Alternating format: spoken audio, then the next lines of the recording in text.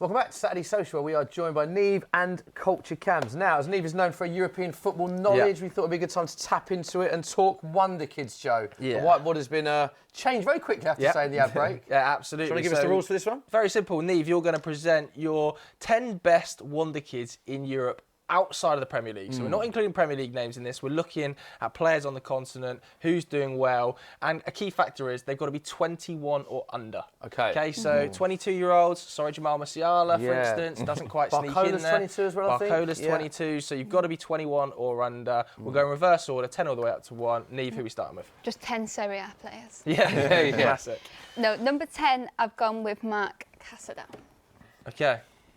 And the reason why I've gone with him is because it's funny, I think you've got all the attacking talent, sometimes it gets lost, a player who just helps with the security and functioning of a team. And that's what he does, I think. I'd like to see him consistently playing that midfield with Pedri, because he allows Pedri to have a little bit of freedom as well. I think he understands the game really well. Obviously, Barcelona plays so high up the pitch and he defends the space really well. But because he's in a team that's full of really good technical passers, I think it gets lost that actually, he's really good at passing as well. Do you think as well, because he's playing, in that team, you've got Yamal, you've got Pedri, you've got Gavi, you've got some of the best young players in world football, that people, because it's not the most glamorous role, people are like, Marc Casado is so far down the list, but in reality, he's sensational for his got age. to a point now where I really like Frankie de Jong, but I actually think I prefer when Casado plays, because I think what he brings, the security that he brings, it helps them be a little bit more structured, and that's something that Barcelona really need to go to the next level, is just to really manage the in-game moments where they can just concede like that. Cams, have you been surprised at how good Barca have been this season with these young players in the team? Because they are one of the best sides in Europe. Yeah. Last season, they were.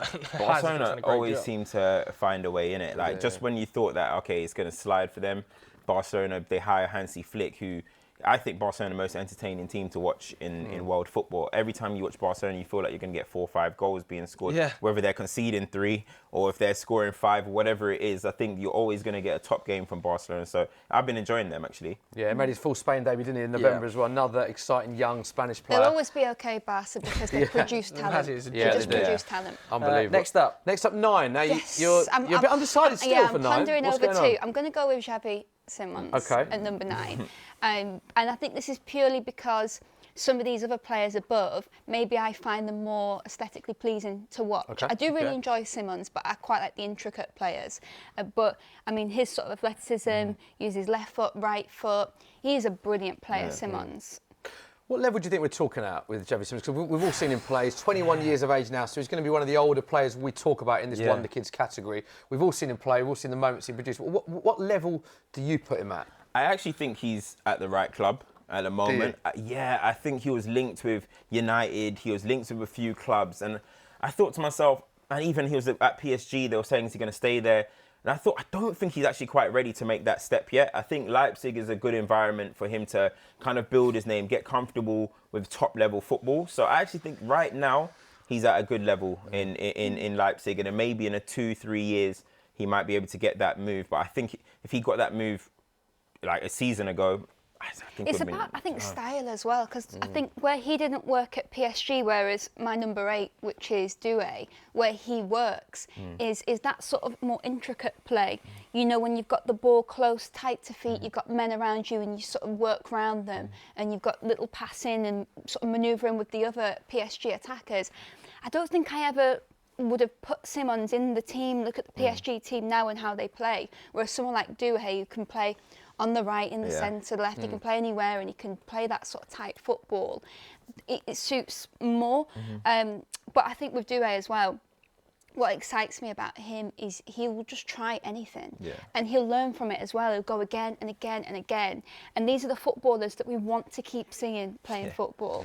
I have to say, what's really impressed me about Doué is that the volume of minutes he's picked up. When you look at the front line that PSG operating with the Barcolas, Ousmane Dembele, who's one of the most on-form forwards in world football, Kvaratskhelia has come in.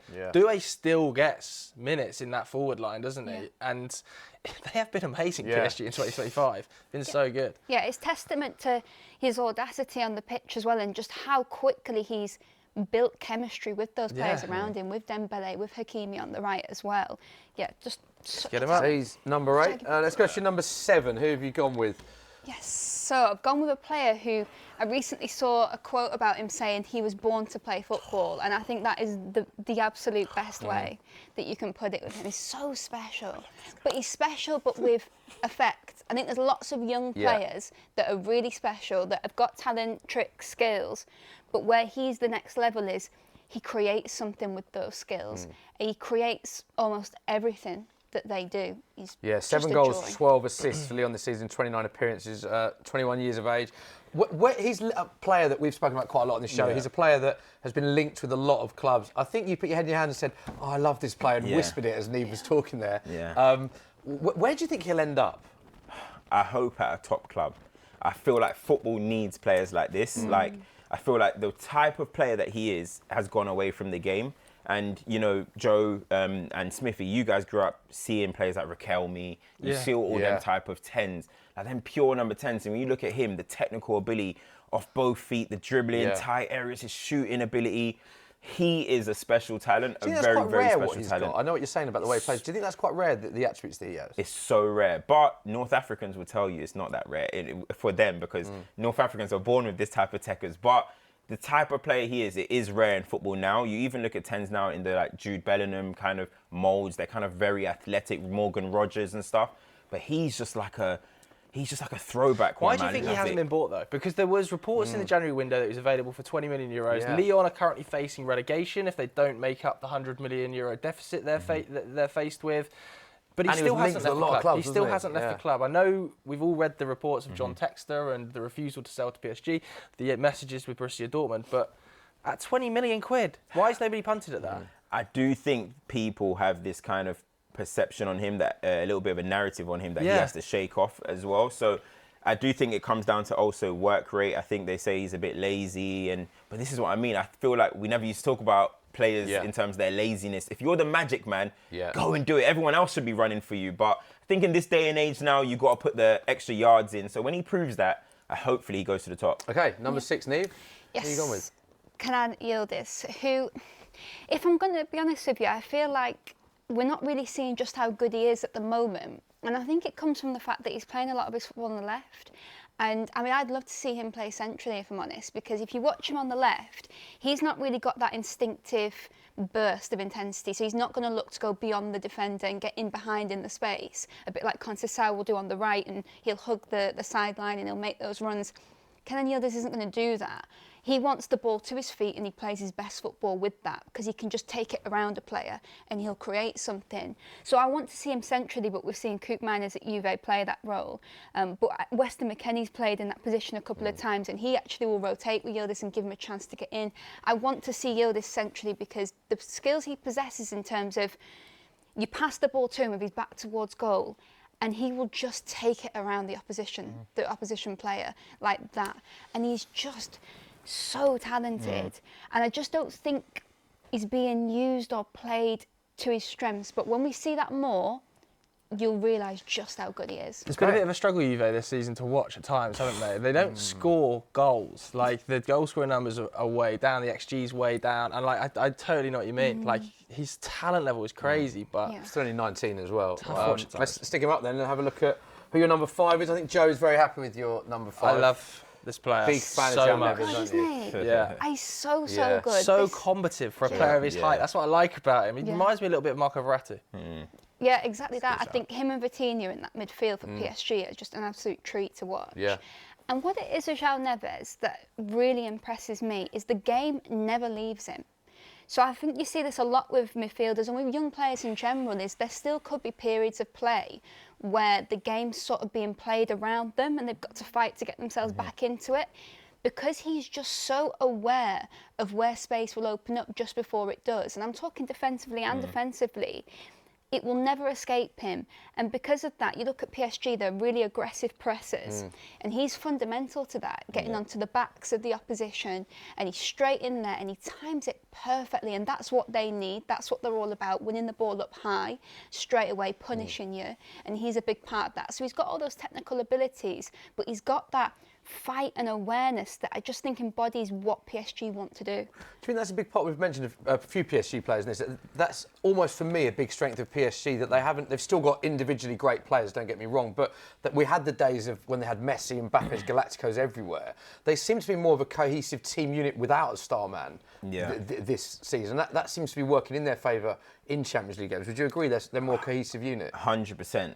I feel like PSG should have gone down this mode a long time ago, especially when you look at the hotbed of talent that's in Paris. Yeah. You look at who has come out of the PSG academy as well. I think this has been the best time for PSG now. Mbappe, he's going to be Mbappe wherever he goes. Neymar and Messi, they're going to go on. But I think what they're doing now is the best way. And I love watching PSG now. And I've just got one prayer, and that's for them to knock Liverpool out of the Champions League. You know what I mean? Okay, let's. We're getting into your top 4 now. Nice to see a defender in there. Business end, Yes, yeah. I'm glad you said that, Yeah, it because is. I think that you can't ignore centre-backs when they're showing you what they're all about. And I just think, I look at that Barcelona team, and forget age for a second. Who are the 3 players in that Barcelona team that when I watch them, I think they almost, Barcelona function around them. And actually the 3 for me are Koulibaly, Pedri and Yamal. Yeah. And I genuinely put Koulibaly in that. And the reason why is because the way Barcelona play, they play so high up the pitch. There was a stat that came out recently that there's been 140 offsides against them. For context, Villa, who are quite high, they're known for that in this country, 73. So, it's ridiculous. Like, that's a big part of their game. They are up, down, up, down, up, down. And you'll notice this sort of running back into the space to defend. And Koulibaly does that so well. When the fullbacks, either side, Koundé or Balde, like to get high up the pitch, there's a lot of space to defend. He does that well. He'll have different centre-back partners throughout the season, as we've seen with Barcelona, that he's had to contend with. But he maintains this element of composure and calmness on and off the ball that just helps Barcelona function. And they are top of the Liga. They've scored so many goals. But actually, I think that there's it's been catastrophized, these conceding of goals they've done, because maybe Hansi Flick's pushed them to be high when they could manage a game. But actually, generally speaking, they've really not conceded that many goals. And a big part of that is because they function and press really well as a team. When they get it right, they get it right. And he's fundamental to I think that. he's a great shout to this list as well, because he's ahead in so many metrics. He's made 34 starts in all comps this season. That's the most of any player aged 18 or younger in Europe's top 5 leagues. He's also got the most touches and passes in the entirety in La Liga. The entirety of the league this season, when you think of the position he plays, is incredible.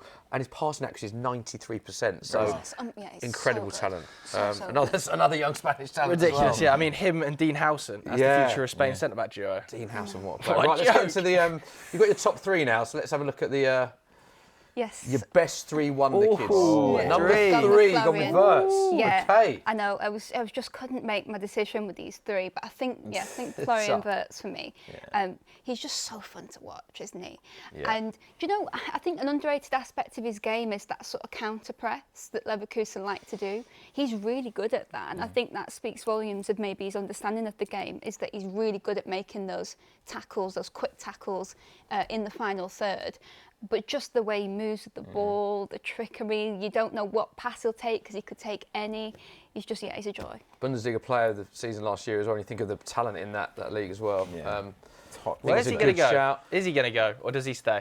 You know what, Joe? I think this might be a KDB 2.0, You see him in the Premier League? I think City are going to go for him. And if that happens, just the way KDB came from Wolfsburg and tore up the Premier League, I think we could be seeing part 2 with Florian Wirtz and Man City, because this guy, the sky's the limit for him. He is ridiculous, honestly. Okay. Top 2. Your top 2, you want to do? You're doing them together because you still haven't made it. You've flip-flopped this, haven't you? I've been waiting for this. Yamal and Bellingham. No, you go. I want to see you go first. You go. Yamal's got to be number 1. Do you think? Yeah, he's the best talent in world football.